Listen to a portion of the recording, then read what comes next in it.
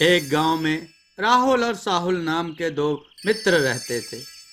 दोनों की उम्र तकरीबन 20-21 साल रही होगी। राहुल ईमानदार, मेहनती तथा दयालु था। इसके विपरीत साहुल आलसी तथा दुष्ट प्रवृत्ति का लड़का था। दोनों के घर गांव में आसपास ही बने थे। एक दूसरे के घर में दोनों का बेरोक टोक आना जाना था। दोनों ही अपनी बूढ़ी माँ के साथ रहते थे। एक बार गर्मी के दिनों में बहुत दिनों तक वर्षा नहीं हुई। सब ताल तलैया सूखने लगे। सावन भादों में भी बरसात नहीं हुई। गांव के बाहर एक छोटा सा तालाब था। जब सब जगह का पानी सूखने लगा तो वह तालाब भी सूख गया। उस तालाब में थोड़ा सा पानी बचा। सैकड़ों मछलियां पानी की कमी से मर गई। जब राहुल ने तालाब में मछलियों को छटपटाते देखा तो उससे देखा नहीं गया। वह बेचैन हो उठा। उसने साहुल से कहा, मित्र, हम लोगों को मछलियों की मदद करनी चाहिए। साहुल ने कहा, यह फालतू का काम है। मछलियों को बचाओगे, वह भी इतनी गर्मी में? अरे जाओ, अपना काम करो। मैं इतनी गर्मी में तुम्हारी मदद नहीं करूंगा। राहुल को उन मछलियों की छटपटाहट देखी नहीं गई। वह अपने घर गया और एक बड़ी सी बाल्टी उठा लाया। उस बाल्टी में उसने कुछ मछलियों को पानी सहित रख लिया और उनको पास वाली नदी में जाकर छोड़ दिया। इस तरह उसने सारी मछलियों को नदी में छोड़ दिया। वह बहुत अधिक थक गया था। शाम भी हो गई थी। अंधेरे में उसे कुछ दिखाई नहीं पड़ रहा था। इसलिए रात में वह अपने घर चला गया। अगले दिन वह फिर तालाब पर आया। उसने देखा कुछ मछलियां अभी भी तालाब में रह गई हैं।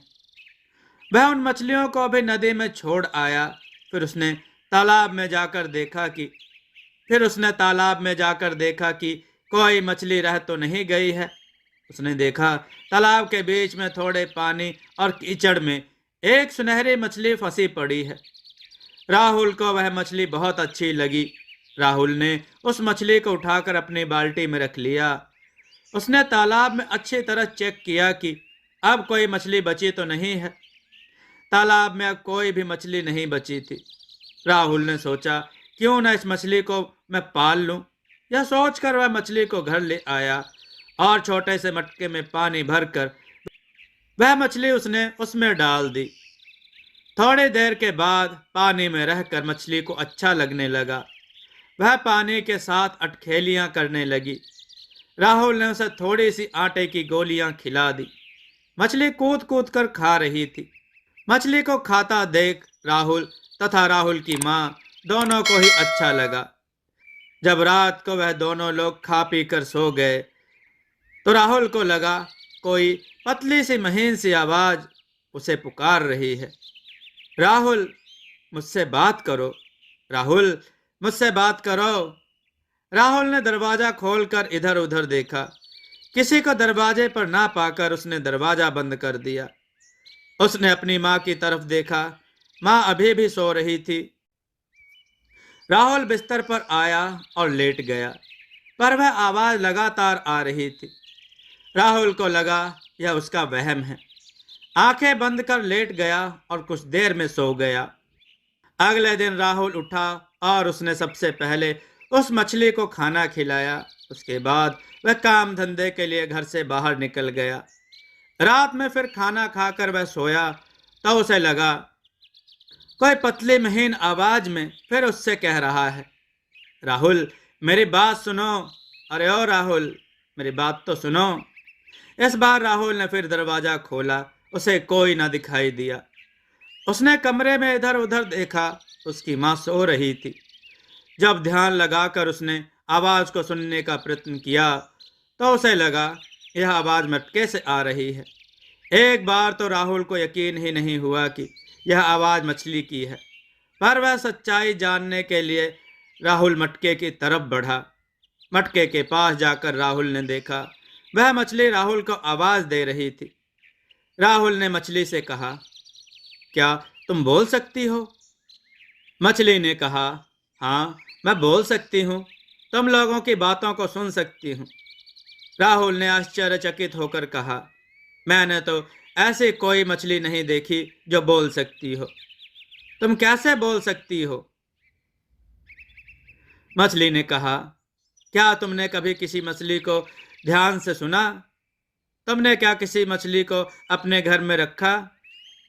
राहुल ने कहा, नहीं, मैंने तो किसी मछली को अपने घर में आज तक नहीं रखा। राहुल का मछली की आवाज बहुत प्यारी लग रही थी। वह मटके को उठाकर अपने कमरे में ले गया। वहां बैठकर दोनों बहुत देर तक बातें करते रहे। मछली ने कहा, अगर तुम्हारे मन में कोई इच्छा जागेगी तो मैं उसको पूरा कर सकती हूँ। राहुल ने कहा, मेरे मन में केवल एक ही इच्छा है, तुम और केवल तुम हमेशा मेरे पास रहो। मछली ने कहा, ठीक है। तब तक सुबह हो गई। सुबह उठकर वह यह बात अपनी माँ को बताना चाहता था, पर उसने अपनी माँ से कुछ भी नहीं कहा। सुबह वह तैयार होकर वह अपने काम से निकल गया। उसने शाम को अपने मित्र साहुल को यह बात बताई। साहुल को यकीन ही नहीं हुआ। साहुल ने कहा, अरे तुम जरूर कोई सपना देख रहा होगा। राहुल ने कहा, नहीं, ऐसा नहीं है, मैंने सपना नहीं देखा, मैं सच कह रहा हूँ। साहुल ने कहा, ऐसा भी कहीं हो सकता है कि कोई मछली बोले? तो भी पागल हो गया है, कुछ भी बोल रहा है। लग रहा है ज्यादा गर्मी तेरे दिमाग पर चढ़ गई है। राहुल ने उससे ज्यादा कुछ नहीं कहा और अपने घर चला आया। अब राहुल और मछली रात में रोज बातें करते। राहुल ने कहा, हमको तुमसे बातें करना बहुत अच्छा लगता है, तुम दिन में क्यों नहीं बोलती हो? मछली ने कहा, बोलने की शक्ति केवल रात में मेरे पास आती है, दिन में मैं कुछ भी नहीं कर सकती हूँ। लेकिन ऐसा क्यों? तब मछली ने बताया, इसके पीछे एक बड़ी कहानी है जिसको कभी मैं फुर्सत में सुनाऊंगी। राहुल ने कहा, चलो ठीक है, जब मन करे तब सुनाना। राहुल और मछली रोज बातें करते। वह मछली जादुई थी। कभी कभी वह राहुल के लिए अच्छा अच्छा खाना मंगा देती, कभी कोई चीज, कभी कोई चीज। राहुल वह चीजें साहुल को दिखाता। एक दिन साहुल ने सोचा कि सच्चाई खुद आंखों चलकर देखे। इसलिए वह एक दिन दोपहर को साहुल राहुल के घर आ गया। उसने देखा उसके घर में सच में एक मछली है। साहुल को वह मछली बहुत अच्छी लगी। वह उसकी आवाज सुनना चाहता था, पर वह मछली साहुल के सामने एक शब्द भी नहीं बोली। तब तक राहुल आ गया। राहुल ने साहुल को अपने घर में बिठाया और कहा, मैं मछली की आवाज तुम्हें सुना दूंगा। वह मछली वाला मटका घर से बाहर ले आया। रात हो चुकी थी। मछली ने राहुल को धीरे से आवाज दी, राहुल, तुम कहाँ हो? राहुल ने कहा, मैं यहीं हूं, तुम्हारे पास। मछली की आवाज सुनकर साहुल आश्चर्यचकित हो उठा। उसने मन ही मन सोचा, इतनी सुंदर और बोलने वाली मछली तो उसके पास होनी चाहिए। वह राहुल के पास बैठा इधर उधर की बातें सोच रहा था, लेकिन उसके मन में कुछ और ही चल रहा था। फिर दोनों लोग अपने अपने घर चले गए। अगले दिन जब राहुल काम से बाहर निकल गया तो पीछे से साहुल उसके घर पहुंच गया। साहुल ने राहुल की मां से वह सुनहरी मछली थोड़ी देर के लिए मांग ली। साहुल मछली लेकर अपने घर चला गया। साहुल के बारे में मैंने पहले ही बताया था। नंबर 1 का आलसी, कामचोर, निकट्टू। उसका घर बड़ा ही अस्त व्यस्त, गंदा व बदबूदार था। साहुल अपना कमरा कभी साफ नहीं करता था। वह जैसे ही घड़ा लेकर घर में घुसा, सीधा अपने कमरे में पहुंच गया। उसका कमरा मछली को जरा भी अच्छा नहीं लगा। मछली ने नाक बंद कर ली। साहुल राहुल के घर में मछली की आवाज सुन चुका था।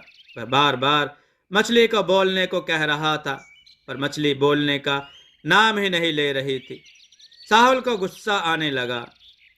तब तक राहुल भी अपने घर आ चुका था। साहुल मछली की जादुई आवाज सुनने के लिए लगातार मछली से बोलने की जिद कर रहा था, पर मछली एक शब्द भी नहीं बोली। साहुल मछली से गुस्सा हो गया। उसने कहा, मैं तुम्हें घर से बाहर फेंक दूंगा। वह घड़ा उठाकर जंगल की तरफ चल दिया। उसको जंगल की तरफ जाता देख राहुल भी उसके पीछे भागा। जंगल के अंदर जाकर उसे ठोकर लगी और वह घड़ा जमीन पर गिर गया। घड़े में से मछली फिसलकर मिट्टी में छटपटाने लगी। तभी वहां राहुल पहुंच गया। वह लगभग रोने लगा। उसको मछली की हालत बहुत खराब लगी। वह चीखते हुए बोला, तुमने क्या किया? हाय, तुमने इतनी सुंदर मछली को मार दिया। काश यह लड़की होती। मैं तुम्हें बचाऊंगा, मैं तुम्हें बचाऊंगा, यह कहकर राहुल चिल्लाने लगा। साहुल, यह तूने क्या किया? क्यों तूने इतनी प्यारी मछली को मार दिया? तभी धड़ाम की जोरदार आवाज हुई और वह मछली एक लड़की में बदल गई। राहुल और साहुल आश्चर्यचकित होकर यह सब देखने लगे। एक बारगी उन्हें अपनी आंखों पर भरोसा नहीं हुआ। जब उन्होंने अपनी आंखों के सामने एक सुंदर लड़की को खड़े देखा तो वे उसे कौतूहल से देखने लगे। अपनी तरफ राहुल को देखता देखकर यह लड़की मुस्कुराने लगी। राहुल ने उससे पूछा, तुम कौन हो? उस लड़की ने बताया, मैं स्वर्गलोक की अप्सरा चांदनी हूँ और यहाँ पर अपनी सहेली किरण के साथ आई थी। राहुल कहता है, तुम तो लड़की हो, फिर मछली क्यों बन गई थी? तभी चांदनी ने बताया, वह देवलोक में अपने माता पिता के साथ रहती थी। उसके माता पिता उसे बहुत प्यार करते थे। वह अपनी सखियों सहेलियों के साथ नृत्य करती, खेलती थी। एक बार उसने तपस्या की। उसकी तपस्या से प्रसन्न होकर ब्रह्मा जी ने उसे वरदान दे दिया। वरदान की शक्ति से वह तीनों लोक में विचरण कर सकती थी। वह माता पिता को बगैर बताए चुपचाप दूसरे लोकों में भी जाकर देखने लगी। एक दिन वह पृथ्वी लोक में आई। यहाँ की सुंदरता देखकर वह मुग्ध हो गई। वह अपनी सहेली किरण के साथ चुपके चुपके पृथ्वी पर आने जाने लगी। यह बात जब उसके माता पिता को पता चली तो उन्होंने पृथ्वी लोक पर आने से मना किया।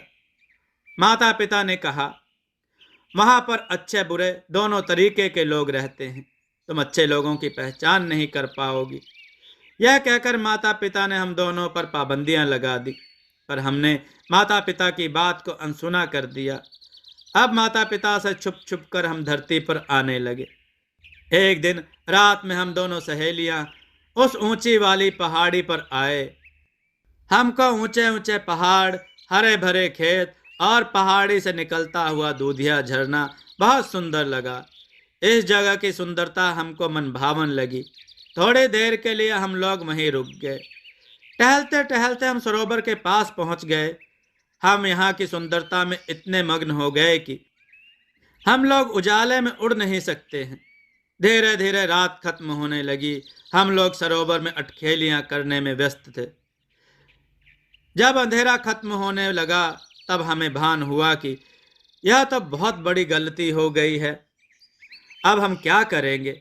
हम लोग दिन में उड़कर देवलोक वापस नहीं जा सकते थे। दिन में कोई भी मानव हमें देख लेता। हमने वहीं सरोवर के पास ही छिपने की योजना बना ली। हमने देखा दोपहर तक वहां कोई नहीं आया। वह एक निर्जन जगह थी। हम लोग जब आश्वस्त हो गए तो फिर हम लोग सरोवर में अटखेलियां करने लगे। तभी कहीं से एक दानव आ गया। उसने हम दोनों को देख लिया। वह हमें पकड़ने के लिए दौड़ा। हमने बचने भागने का प्रयत्न किया पर उसने हमें पकड़ लिया और हमारी छड़ी छीन ली। अब छड़ी के बगैर हम कुछ नहीं कर सकते थे। दानव ने किरण के सामने विवाह का प्रस्ताव रखा। किरण ने कहा, हम अप्सराएं हैं, हम पृथ्वी लोक में विवाह नहीं कर सकती। हमें जाना ही होगा, वरना हमारे परिवार वाले हमें ढूंढते ढूंढते आ जाएंगे। दानव हम पर क्रोधित हो गया। उसने हमको मछली बनाकर अपने पास रख लिया और कहा,